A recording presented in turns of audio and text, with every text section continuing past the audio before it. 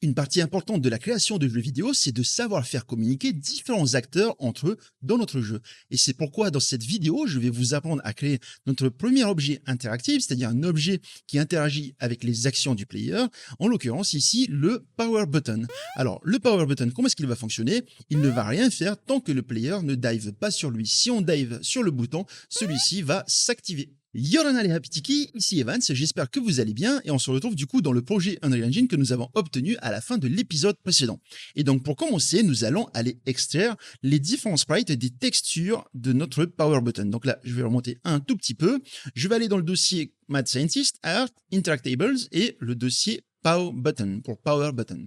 Ici, on a le Power Block que nous allons créer dans l'épisode précédent, mais ce qui nous intéresse, c'est le Power Button. Je vais faire un clic droit sur ça, vous connaissez la chanson, on va venir dans Sprite Actions, Extract Sprite, et en fait, la taille du Power Button, je l'ai fait de manière à ce qu'il y ait la taille correspondante à tous les objets de notre jeu finalement, à savoir 25 pixels par 25 pixels. Donc je vais venir dans Grid ici, et je vais taper 25 pour cell width et 25 pour cell height. Je fais Extract, et on a donc les différents sprites de notre Power Button. Ensuite, nous allons faire en sorte de mettre le point de pivot en bas au centre de l'objet. Donc ici, je sélectionne le sprite, je vais faire Bottom Center. Voilà, une autre méthode différente de ce qu'on a vu dans les épisodes précédents. Je vais ouvrir l'autre Power Button, celui-là, pour mettre le point de pivot ici en bas. Je vais venir dans Pivot Mode et Bottom Center. Donc là, nos sprites sont prêts et on peut commencer à coder tout ça. Alors, donc là, de retour dans le content, je vais aller dans le dossier Mad Scientist, ensuite Core, et ici, on va créer un acteur pour notre Power Button. Donc là, je vais faire un clic droit, Blueprint Class, et ici, on a deux solutions. Soit vous utilisez les classes qui ont été faites par Unreal, c'est-à-dire que si ici je tape Sprite, on aura le Paper Sprite Actor. Soit vous utilisez un acteur de base. Moi, je vais utiliser les acteurs de base parce qu'au moins, je suis sûr que c'est complètement vierge et que je peux coder tout ce que je veux dedans. Donc là, je vais prendre le actor. Je vais appeler ça BP underscore Power Button. Voilà. Je vais ouvrir ça. Ici, à l'intérieur, je vais venir ajouter un et un seul component, à savoir un sprite. Donc un paper sprite. Ce paper sprite, je vais le mettre en route, vu qu'il sera le seul component à être pris en compte, tout simplement. Et ici, en fait, on va choisir le sprite qu'on veut assigner. Donc là, je vais faire un clic dessus et je vais taper pow. Et là, on peut choisir soit le sprite 0, donc celui-là, soit celui-là.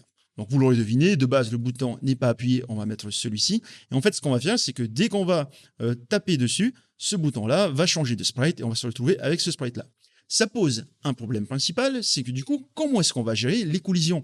On veut que si le bouton n'est pas appuyé, qu'on ait les collisions comme ça. Si on ne veut pas, si on l'a appuyé, les collisions seront comme ça. Donc, on a deux solutions. La première consiste à utiliser une box collision qui va nous permettre de recadrer correctement ça. On va bien redimensionner tout ça pour que ça prenne bien la forme du bouton. Et ensuite, si jamais on appuie sur le truc, la box collision va se redimensionner pour coller sur le bouton qui est appuyé. Donc nous, on ne va pas utiliser cette méthode-là. On va utiliser plutôt les collisions des sprites. Parce que oui, chaque sprite a ses propres collisions. Donc là, je vais double-cliquer sur le sprite ici pour l'ouvrir. Et je vais aller chercher le power button ici. Je vais appuyer sur la loupe pour aller chercher le truc et je vais ouvrir le deuxième bouton, celui qui est appuyé. Donc là, si je clique sur Edit Collision, là en haut à droite, vous êtes donc dans l'éditeur de sprite, vous allez voir qu'on a cette boîte bleue qui apparaît. Cette boîte bleue, c'est quoi? En fait, c'est la boîte de collision. Et donc là, vous voyez bien que il n'y a pas besoin de redimensionner vu que c'est redimensionné correctement. Juste pour vous montrer une petite astuce, en gros, je vais maintenir la touche Maj de mon clavier, donc Shift, et je vais faire un clic ici.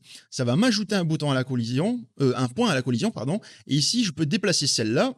Hop, je désactive le snapping. Je peux déplacer celle-là si je veux vraiment être parfait dans mes collisions. Comme ça, au moins, on aura cette petite pente qui va être prise en compte dans les collisions. Je vais faire de même ici. Voilà. Tac. Et ici aussi.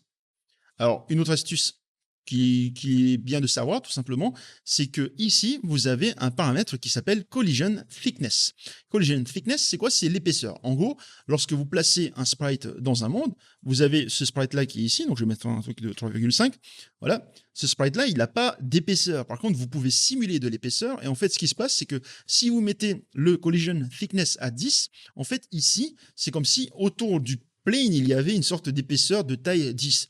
Donc, si vous voulez avoir une plus grosse épaisseur, vous pouvez le faire en fonction des besoins de votre jeu. Donc là, on a fini d'éditer les collisions. Je vais supprimer ce sprite-là. Et ici, est-ce qu'il me reste quelque chose à faire? Non, je pense pas. Donc, je vais compiler, sauvegarder et je vais venir placer ce truc-là dans le monde. Donc, on a la flèche qui pointe dans cette direction-là pour dire que le player va regarder par là. Et je vais venir placer donc le power button ici. Voilà. Oups, j'ai oublié de le redimensionner. Donc, je vais venir ici et je vais changer la taille à 3,5. Voilà. Donc, là, le power button, j'ai changé le scale pour l'agrandir un petit peu. Et normalement, c'est bon. Voilà. Donc, ici, je vais m'assurer que son Y est en 0. Et donc là, si je lance l'exécution, on a bien les collisions du power button qui sont prises en compte. Alors, donc maintenant, on doit faire face à une problématique. C'est-à-dire que ce bouton ne va être pressé que si on dive sur lui. Du coup, il faut qu'on trouve un moyen de faire communiquer le player et le bouton lorsque le player tombe sur le bouton. Donc, on doit résoudre déjà un premier problème. Est-ce que le player peut tomber sur le bouton? Donc, on va vérifier dans un premier temps que les collisions sont bien prises en compte entre le power button et le player. Et du coup, je vais ouvrir le power button ici. Je vais sélectionner mon paper sprite et je vais venir dans les collisions pour vérifier le type de l'objet. Donc ici, collision preset, hop, je vais me remettre à gauche tant qu'à faire. On a donc le collision preset et on peut voir que le type de l'objet, c'est un world dynamic. Le world dynamic, on veut voir comment est-ce qu'il réagit face au pawn, parce que le player, c'est un pawn. Vous avez donc ici le pawn, et en fait, on voit qu'il bloque bien les pawns, c'est-à-dire que les pawns ne peuvent pas le traverser.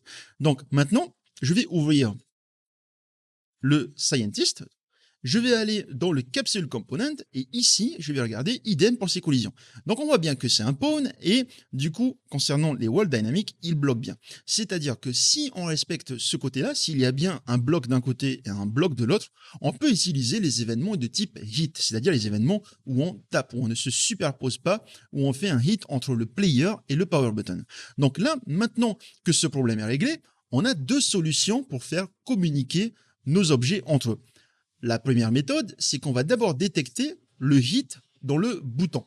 C'est-à-dire que si il y a un hit sur le bouton, si quelque chose touche le bouton, on va vérifier, est-ce que c'est le player? Si c'est le player, oui, dans ce cas-là, on va presser le bouton. La deuxième solution, c'est de détecter le hit dans le player. Du coup, on va tester lorsque le player va faire un dive et qu'il va toucher quelque chose, on va tester est-ce que cet objet peut être affecté par le dive. Et du coup, dans notre cas, on va prendre en compte la deuxième option, car peut-être qu'on voudrait implémenter plus tard d'autres objets qui peuvent être influencés par le dive. Vous voyez, il faut savoir réfléchir par rapport à cette logique-là de comment est-ce qu'on va implémenter les choses, ça a son importance. Donc ici, on va venir dans le player, on va faire un dive et ensuite, dès qu'on va toucher un objet, on va vérifier si cet objet est affecté par le dive. Si oui, on va lui envoyer un message au travers d'une interface. Donc, les interfaces, j'ai présenté dans ma série dédiée aux débutants que je vous invite à regarder sur ma chaîne tout simplement. Donc là, je vais revenir dans le content ici et je vais faire un clic droit. Ensuite, je vais venir dans Blueprints et je vais prendre Blueprint Interface. Donc, je vais appeler ça BPI_Diveable. Donc, en gros, pour ceux qui ne connaissent pas, les interfaces permettent de faire communiquer différents objets entre eux. Donc ici, tous les objets qui vont implémenter cette interface-là vont avoir un événement qui va s'appeler onHitByDivingPlayer. Donc, lorsqu'il se fait dive par le player. Donc là, je compile ça. Ensuite, je vais aller dans le BP Power Button, ici. Je vais venir dans le class Settings et je vais prendre un BPI Diveable ici dans la partie Interfaces. Donc la settings, on a les interfaces et on peut définir ici une interface que cette classe-là, que le Power Button doit implémenter. Donc dans notre cas, ce qui nous intéresse, c'est le BPI Diveable. Et en fait, si je compile, vous pouvez voir que cette fois-ci, on a notre fonction ici, onHitByDivingPlayer, qui apparaît. Donc si je fais un clic droit dessus et je fais un implement event, il va donc me créer cet événement-là en question. Donc là, comment est-ce que ça va fonctionner? Ce truc-là, on doit l'implémenter. Qu'est-ce qu'on va faire? Ça va être assez simple. En fait, je vais prendre le paper sprite ici et je vais faire un setSprite. SetSprite, qu'est-ce que ça fait? En gros, ça change le sprite. Donc là, je vais prendre le pow button et je vais mettre le pow button 1, si je ne me trompe pas. Donc le 0, c'est bien celui-là, et le 1, c'est l'autre. C'est tout ce qu'on a à faire. Une fois que cet événement-là va appeler, on va changer le sprite, et on va mettre le sprite qui consiste à, à appuyer le bouton, tout simplement. Donc, je vais venir dans le BP Scientist, et c'est ici qu'on va faire les choses intéressantes. Donc, j'ouvre mon BP Scientist, et je vais aller dans la partie qui concerne le dive, donc celle-là. Ici, pour rappel, dans un des précédents épisodes, on avait le event on landed qui est appelé lorsque le personnage atterrit. Et bien en fait, c'est ici qu'on va coder notre logique. Donc, je vais supprimer cette partie-là, on va l'ajouter après. Et en fait, là, vous l'avez peut-être pas remarqué, mais on a un paramètre hit. Le hit, c'est quoi? En fait, c'est que ici, lorsqu'il atterrit, il peut atterrir soit sur le sol, soit sur un acteur, soit sur autre chose. Et en fait, les informations de ce hit, de lorsqu'il a touché l'objet en question, sont répertoriées ici. On peut savoir quel est l'acteur qui a été touché, quelle est l'intensité du hit et tout, les choses comme ça. Et donc, pour récupérer ces informations-là, je vais tirer un câble ici depuis le hit et je vais faire un break hit result. Break hit result, vous voyez ici que nous avons plusieurs paramètres, par exemple la position du hit dans l'espace, la normale de l'objet où ça a été touché, l'autre acteur, etc. Et donc ici, nous, ce qu'on va faire, c'est qu'on veut, lorsqu'on va atterrir, déjà, on veut vérifier, est-ce qu'on est en train de faire un dive? Donc là, je vais tirer le isDiving, je vais faire un get, et comme ça, ici, je vais faire un branch, je vais brancher ça comme ça, et le isDiving va nous permettre de savoir si on est en train de dive. Donc, si on est en train de dive, on va dire à l'objet en question, est-ce que toi, tu implémentes l'interface BPI Diveable? Donc là, comment est-ce qu'on fait ça? Comme je vous l'ai dit plus tôt, ici dans le hit, on peut savoir quel est l'acteur qui a été touché. Et où est ce paramètre-là? C'est le hit actor ici. Donc le hit actor, je vais tirer un câble depuis là, et je vais chercher un DOS Implement Interface. DOS Implement Interface, ça pose exactement cette question. Est-ce que le hit actor implémente l'interface en question? Et l'interface en question, c'est bien sûr l'interface BPI Diveable. Donc, je vais éloigner ça ici. Ce truc-là, on peut le réduire parce que c'est la seule information dont on a besoin. Et donc ici, on va vérifier est-ce qu'on est en train de dive? Et on va mettre un end pour ajouter un et logique en gros. Je vais brancher ça. Et ça, je vais brancher ici. Et du coup, là, la question qu'on est en train de poser avant de passer dans le branch, c'est est-ce qu'on est en train de faire un dive et est-ce que l'acteur sur lequel on est tombé implémente l'interface BPI Diveable? Donc, si l'acteur implémente l'interface BPI Diveable, qu'est-ce qu'on va faire?